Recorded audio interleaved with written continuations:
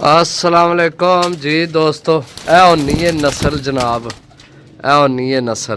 Check करो जनाब, ए पट्ठी याद आई है केड़ी पट्ठी है? ये वीडियो लाई सी 10 पीसा नहीं 1000 रुपये पर, उन्होंने विच ये निकल गई सी। तो वो फिर मैं किसी की सेल नहीं सन किते, मैं है चलो जे हूँ वापस हूँ पता नहीं आपसी या नहीं, लेकिन ये वापस आ गई है। चेक करो जनाब, ए होने सही है, यकीन करो। नाले भाई पैसे नहीं गल है, पैसे भी लाल आराम ने होवन तो फिर ये काम होने, समझो।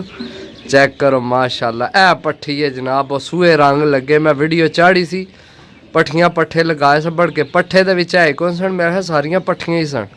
1000 रुपये पर 10 पीस, तो फिर किसी की नहीं सन दिते, काफ़ी भरावां मंगे सन, तो ये विचों निकल गई सी तो वापस आ गई है जनाब। अज मेरे ख्याल है चौथा दिन है शायद, 4 दिन बाद। ये पिपलां वाली पट्ठी सी, सूए रंग लगे दोवां पासे निकलने। मैं वीडियो बनाई सी, चेक किते गुलाबी सूए जे रंग लगे।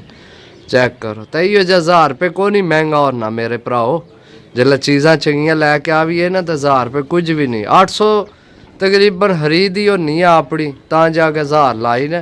तो जे अगर इस तू घट खरीद हो घट ला छोड़ी ने, फिर असी भी चीज़ां तक ही पैसे देने, समझो। बाकी दुआवां याद रखे, मिलसा फिर अगली वीडियो, तब तो इजाज़त दो। अल्लाह सुनने वाला, अल्लाह हाफिज़।